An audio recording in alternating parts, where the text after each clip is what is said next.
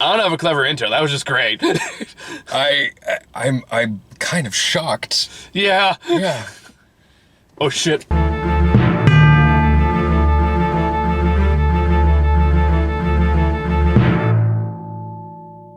Like that guard. All right. Shit. This is a way to spend 1 o'clock in the morning. Is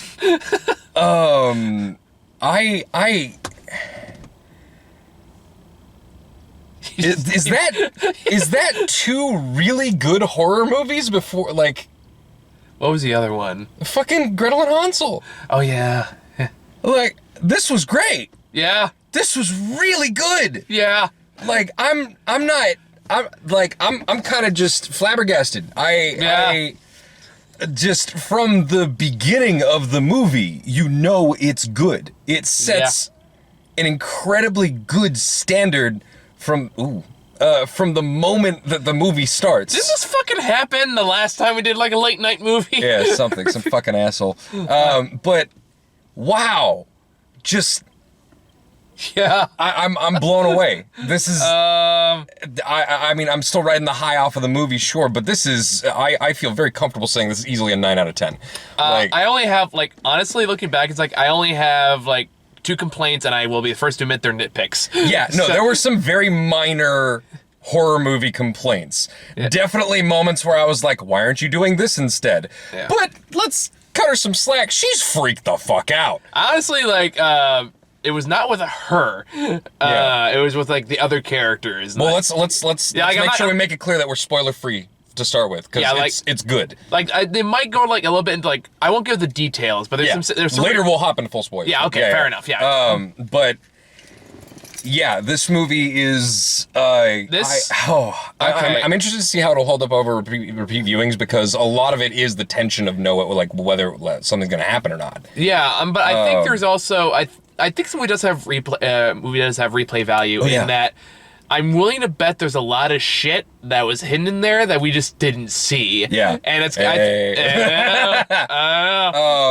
it's kind of like I want to rewatch it. It's kind of like we're rewatching like It Follows or something like that, where you're kind of like more in the background and stuff like that. Like, say, granted, I like it's better than It Follows. Oh, absolutely. I'm honestly not a huge fan of It Follows. I'm not a huge fan either. I like to find. It's good. It's it's okay though. But my point is, like, it's one of those movies you pay attention to the background. You can't see, or like Babadook is another good example. No, Babadook. Or Hereditary. Much more so. No, I will compare Elizabeth Moss's performance in this to Hereditary. Yeah, absolutely. Because Elizabeth Moss does not get enough credit as an actress in this industry. It came to mind. I mean, I've been a fan of her ever since Mad Men. Oh, and like, I think if you watched enough Mad Men, you absolutely know how good she is.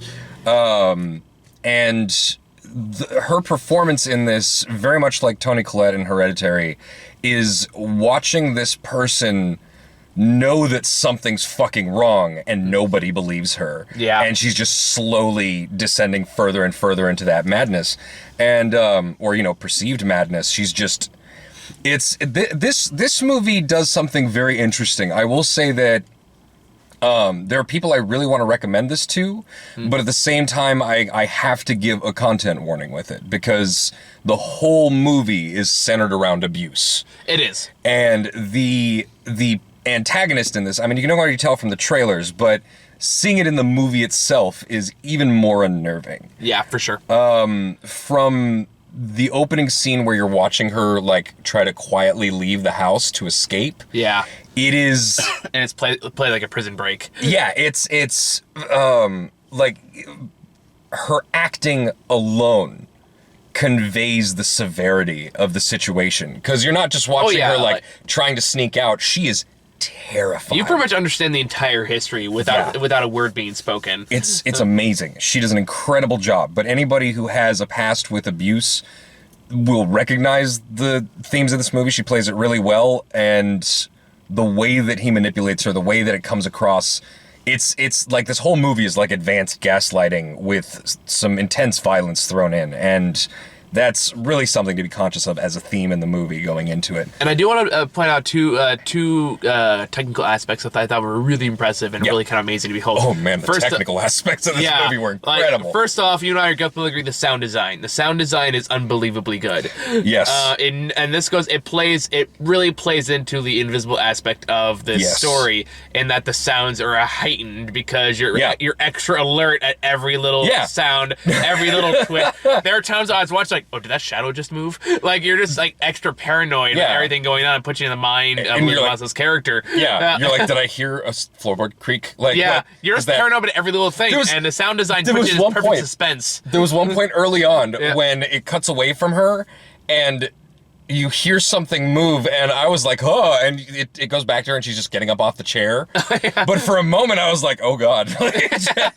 And the way it plays with perspective. Yes. And the camera work, I thought was unbelievably creative. The movie has multiple points where it's just showing empty parts of a room, and you really don't know if something's there or not.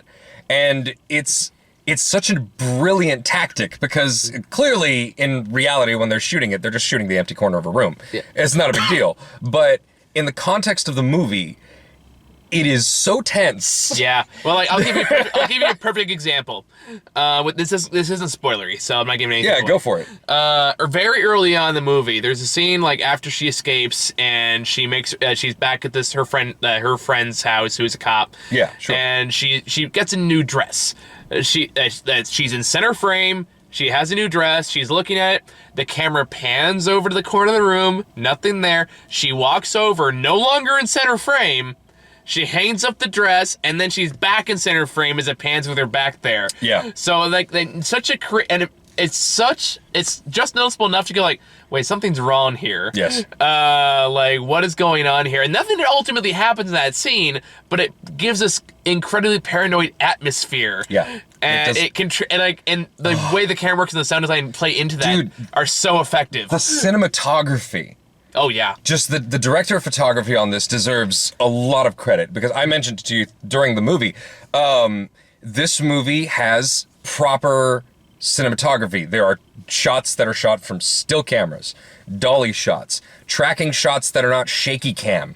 These scenes, there's scenes where the camera's just following people down hallways and stuff, and it's following their perspective and checking corners and stuff, and they're not, the kind of long shot gimmick that some movies go for, but they're close enough that they really get that effectiveness of it in. And it's an incredibly effective movie. Oh yeah, and there's just times you realize like halfway through what's actually happening. Yeah. Like, I'll go down like a hallway shot you're looking at, all of a sudden like you hear like a floorboard creak as they're walking. It's like, oh shit, we're seeing it from his perspective. Yeah. There was early on, there's that shot where like, they're happy and they're like carefree for a moment before she realizes he's back. Oh yeah. And it just does a shot from like down the hallway from halfway behind a door frame. Yeah. And I was like, oh, this movie's doing it right. And I was so happy. And it sticks, without going to spoilers, it sticks the landing. Yeah, it does. It does exactly what it wants to do, exactly how it wants to do it. Now, I wasn't a huge fan of this director's last work, even though I liked it. I just didn't love it. I loved Upgrade. I thought Upgrade was good. I didn't fall in love with it as much as people did. And then again, here's the thing. I love the camera work in Upgrade. I'll say Upgrade is a 7 out of 10, but I enjoyed the concept. Absolutely. And I enjoyed the as kind of, a director's first creative work. Because before this, she had Insidious 3. Yeah. Which is clearly just, like, she got a chance to direct a picture. Great. But Upgrade was her first... It is... Lee is a woman, right? No, that's a dude. Okay, never mind. I heard Lee, I didn't know. But yeah, he... Look at those dreamy eyes. Oh my god. Look at him. He's so dreamy.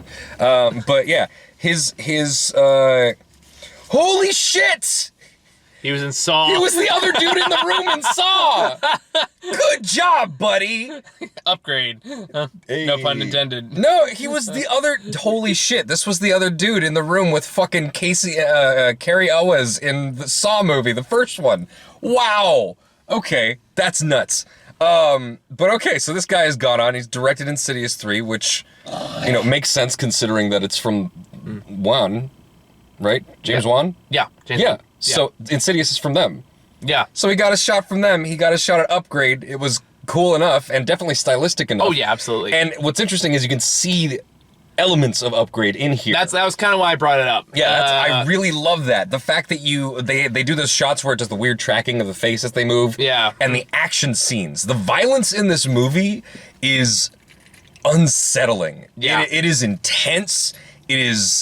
It's not even over the top. And it plays with the unknown. Yeah. Which is what makes it effective. The fact it plays with the unknown, and again, it plays with perspective. Yeah. And like a weird mishmash that absolutely works. Yeah. The fact that you have moments where, she is, she's being attacked and thrown across the. Oh yeah, no, it's very cleanly done. It's clean, and you can see what's happening. That's great. And she's thrown across the room, and then she gets up, and she doesn't know where he is. Yeah. Immediately. And, there are moments that you have to give a slight pass when, due to horror movie logic or whatever. And I do have, I have logistical issues with the ending, which I just have to kind of, I think about it, maybe see it again, because I'm sure it's not that sloppy. Yeah. But I just really, really, really think that this movie did an amazing job front to back. Absolutely. On every level. And Elizabeth Moss as the centerpiece just sells it all the way through. And there are moments, yes, there are jump scares. But they're effective. They're used sparingly. They're not cheap. They're not just put everywhere to make you go, wah! Like, when they pop up, they are appropriate and they're effective. Yeah, I definitely... You like yelped every time. Yeah, I was into this movie. I had a great fucking time. Although, I'm just gonna say this right now. If you don't want this movie spoiled for you, don't watch the fucking trailers.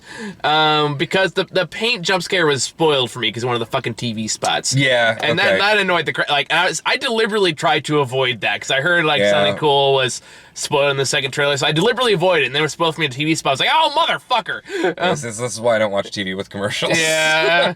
Well, I was like, I think it was an ad on YouTube or something like that. Son of a bitch! Yeah, right? Oh, fuck YouTube. I'm just kidding. But YouTube overlords going, This is what you get for looking up horror movie reviews. They pitch horror movies to you. But yeah, I have nothing but good things to say about this movie. This was a really good time. The craftsmanship on display, from acting to directing to writing to special effects to themes and narrative, cinematography, and music, character arcs. Everything is good. Yeah, everything is good. This is a really fucking good movie. And I'm so happy it is, because I was hoping from the trailer, I'm like, please don't fuck this up. And boom. It worked. I gotta say though, like, if this really is like their first attempt at like trying to do the dark universe thing again, I'm absolutely down. Yeah, they're gonna cross this over with Tom Cruise with the Mummy. And wasn't the DC channel like Swamp Thing series actually really good too? I actually like Swamp Thing. I heard good things about it. That show got criminally cut short because it went over budget, and then they had to like cut the last 6 episodes or something like that. That's too bad. So they had to condense like the end of the story into like the last episode, and it works for the most part, but you can tell it was rushed.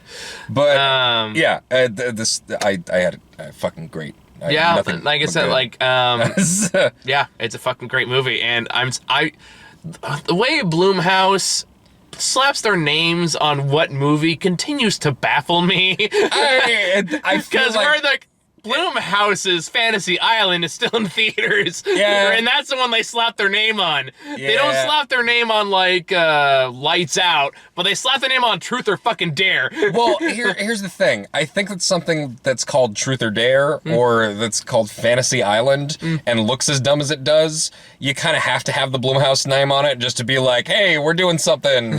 And then whereas with something like this, where even from the trailers you can tell there's a higher level of quality to it. They don't need to. I guess you can make that argument. That being said, I feel like they put their house on their campier stuff. I can see that, but I don't know. It's like, Yeah. Do it once, guys, just like for your own sakes. I don't know. I think between like Get Out and Us and this, like, and didn't they also do Halloween? Didn't they fund Halloween? I think so. Yeah. Yeah. So they have some good ones under their belt. But I mean, like that's the point. Though, it's like they're a good studio. I don't know why they slapped their name on their worst products. I don't think they have to slap their name on their best ones. So, would you feel as good about Blumhouse's Get Out? I still think Get Out's a really good movie. Yes, but in terms of preconceptions, when you see it, you're like, So anyway, spoilers free. Spoilers free. All right. All right. Let's get into it. So, I just the two nitpicks that bothered me. Okay. Because they still bug me. Okay. And I will admit they're just plot holes, not a genuine criticism, just shit that bothered me. Okay. And I'm so glad they turned away this very quickly. When the Invisible Man starts fucking with the people that she loves to try isolate her and stuff like that, I did not fully buy the reasons that like they got separated so quickly. Like for example, when he says like, "You sent me that email," and how dare you send me that email? It's like they hinted at the strained relationship before. I can see that, but that being said, I feel like an email like that at least warrants one follow-up phone call. Sure. Like, hey, what the fuck? I can see that, but at the same time, I kind of want to pause it and just read the whole email because it was long, and it seemed like it was pretty effective. And it was a kind of light, glossing over of that whole thing. Yeah, to me, that just didn't work for me necessarily. I can see why you can ignore it though. That's fine. Yeah. The other one that bothered me was when he hits the little girl, and then she goes, and it's like, oh, like she hit me. It's like, bitch, you were watching her the entire time. Bitch, you were across the room. Yeah, and like you watched her, she didn't move a muscle. Why the fuck could you immediately make that connection? Yeah, so that one bugged me. That was definitely a moment. There's just But thankfully, that's about it. In terms of like moments like that, everything else you can buy pretty easily. But those are the two ones I was kind of like, I don't know.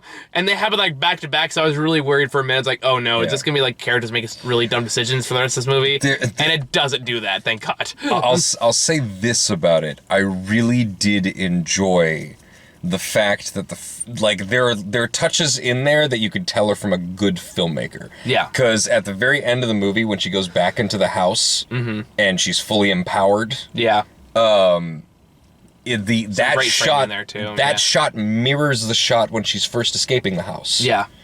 And the to get real pretentious on you, the language of cinema is in play here, and it's a director who understands shit like that. And I really like people who, they utilize the greater elements of what you can do with a movie to convey things like that. Yeah. I just really enjoyed that stuff. And I was going to give props to the design of the invisible suit. Yeah, the suit was cool. The suit looked really fucking cool. The millions of cameras is a clever idea. One thing that did bug me about it, there's one nitpick I have, which is he, when he gets the paint splashed on him. Oh, yeah. And he goes into the kitchen, and you hear the faucet go on.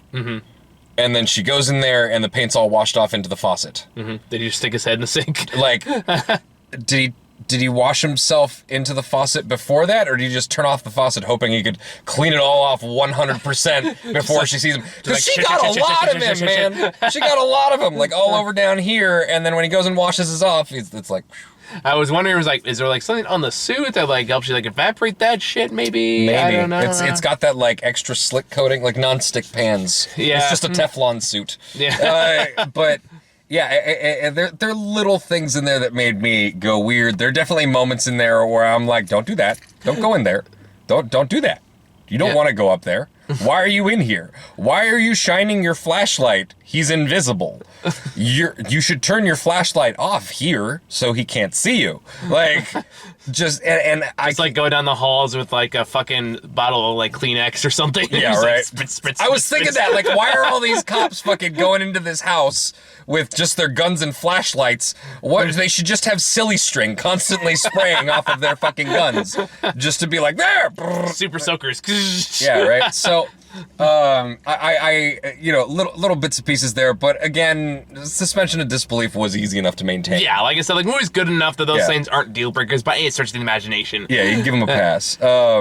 And I was like, for a minute, I knew that it would be really an issue if it ended without her getting justice or with her just in an insane asylum forever.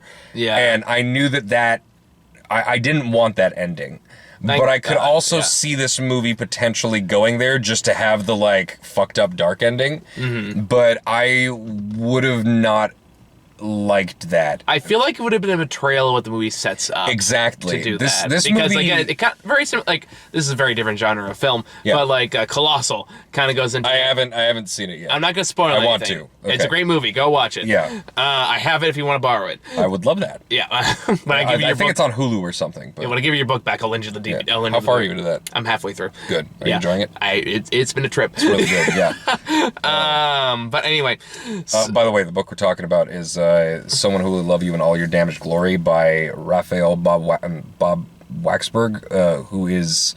Or is it Bob Raphael Waxberg? I don't remember. I forget. The dude who made BoJack Horseman. Yeah. He wrote a book. It's fucking great. But yeah, I lent it to him. But yeah, I think I just got past a short story. It was like how to play, what's it called?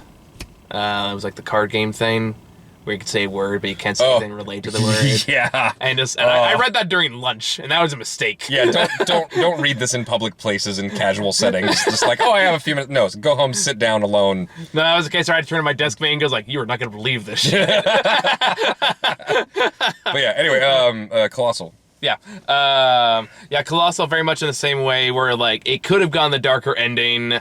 It could have been the case where, like, the character doesn't finish off their story arc without giving anything away in the most basic terms I can come up with. But it wouldn't be complete. It sticks it. It sticks it. It wouldn't be complete if there wasn't that moment of switching the power dynamic. Yeah. And again, like, especially if you're going to talk about abuse, I feel like it's definitely important to follow through on that. Yeah. Otherwise, you kind of invalidate what the movie was trying to go for before. Yeah. The fact that this whole movie is like a metaphor and parable for abuse and for gaslighting and for somebody who is a victim of abuse trying to convince people that she's being abused and that she's not crazy, and nobody fucking believes her, even as she's being fucking thrown against walls and shit. It's really intense, and I would not be comfortable with this movie being about that if it had an ending where the abuser won. So I'm glad that it tied it together, but not in a way that seemed cheap. It did feel satisfying. It felt earned. It felt like justice was served. It felt like it was complete. It felt like the accumulation of everything that's been going on up to this point. And a lot of that's in the framing too. Yeah. Like, they don't have to say like, "Oh, she's in power now." You can just see it in her face. You can see it in her body language. Yes. See how she walks in the room. The whole thing with I'm still, the thing that I'm weird about is the whole setup with the brother. Because the person, I would assume that it's Adrian who goes into the mental hospital and attacks her, right? Yeah. That just makes sense, that he's the one in the parking lot. So if he ran off and got in the car and drove away, well, we've established he has more than one suit, so maybe you just had a third one. Well... Or alternatively, it sounded to me, it's not like the brother to me who was talking, so I wouldn't be surprised like he was just sent in there at that point to protect him from doing anything. Here's one thing: the whole idea of maybe he had his brother on standby to sneak into the house, because he did seem to arrive there much longer before she did. And maybe he went off and nailed himself into a hole in the wall from the outside and then handcuffed himself to a pipe and beat himself up. Like, that just doesn't... I mean, like, the way I kind of saw it, like, I'm guessing it was when he arrived at the brother arrived at the hospital to pass on the paperwork. Yeah. That's when the switch happened. Because at that point, he said, you can make a new life with him. all it takes is a phone call. Yeah. So at that point, he's already somewhere else waiting for a phone call. Or will be watching you. And will be watching you. So then that would imply at that point, he probably put on the suit and started watching from that point on. Potentially. And then panicked when he realized he was gonna cut her wrist. That imply that he didn't leave the hospital in broad daylight after entering. I mean, he can leave, drop his suitcase off, put on the suit, and come back. I mean, who would stop him? He's invisible. Technically, yeah. I don't know. It feels like you kind of have to stretch to figure it out. It feels like one of those things that the movie kind of is just like, something happened. It's a mystery. I'm willing to buy it as... Yeah, but that's the thing. I'm willing to buy it. I'm willing to give it a pass because the movie in general is just such high quality otherwise. It's just a weird conundrum in the middle of that. And I don't know. The whole idea of him being tied up in the basement, unless he didn't tell his brother that he was going to be doing that, there's no logical reason for him to do that unless his brother was going to be caught or taken down. Like, his brother would... Yeah, he probably didn't tell him the whole truth. That's the thing. But for him to be locked into the basement, his brother would have had to be in cahoots to a certain extent. To a certain extent. So much as they had to have a backup plan to make it realize, oh, he didn't fake his death. He was kidnapped the whole time. But he probably didn't tell him he was getting his brother up to do it. They're probably going to frame it. Oh, in case she accepted the offer? Yeah. But then... Oh, probably would have said it was somebody else, not the brother. Yeah, so the brother was just kind of like the fallback. Yeah. Because again, he's still waiting to be for her phone call to say, "Hey, I'll be back. I'll be with you again." Yeah. No, that makes sense. That makes sense. And plus, I also like the sneaky little foreshadowing that it was a brother when you look at the little girl's t-shirt and there's a jellyfish on there. Oh, I didn't even notice that. Yeah, I noticed. That's awesome. That's how I kind of knew right away. It's like, oh, okay, that's clever foreshadowing. Because that's cool. The previous scene, he calls him a jellyfish because he has no spine. Yeah, no, that's brilliant. That's so really good. Then he's like, oh, she has a jellyfish on her shirt. And that would also explain why he's so motivated to be an asshole. Yeah. But yeah, no, that's God, this was a good fucking movie. Yeah. Oh, that's clever. Okay. That's close enough to a full explanation for me to buy it. Yeah, there you go. All right, cool. So, Invisible Man, go see it. Invisible Man, fucking fantastic. This might be like I know it's only February, but this might be on my list of the year. I really need to see The Lodge. Is it good? I don't know. I haven't seen it yet. I've heard it's bad. You've heard it's bad? Granted, I don't really trust the source I heard it from, so take it for a grain of salt. Well, I mean, it's so subjective. Is The Lodge even playing here? Yeah.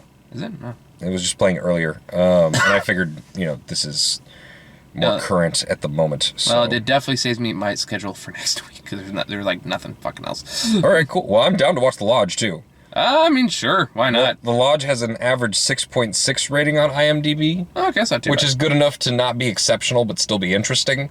I think is it even play? Oh, it's fine. And The Invisible Man is rated a 7.7 average. So yeah, IMDb is a tricky bitch when it comes to. Well, yeah, you have enough people who are like, it was slow, lots of long, slow shots, and I'm like, dude, you don't empathize with the main character in your movies at all. You should be terrified. Yeah, I guess The Lodge has like two showtimes. Yeah, we'll definitely have to. Is that past today? Yeah, I'm looking at Saturday showtimes. Cool. That means we have time. All right, cool. So that's that. We'll figure out the rest of the planning later. Yeah, and unless we want to, what the hell's Impractical Joker? I don't know. It looks like I think it's like some foreign movie.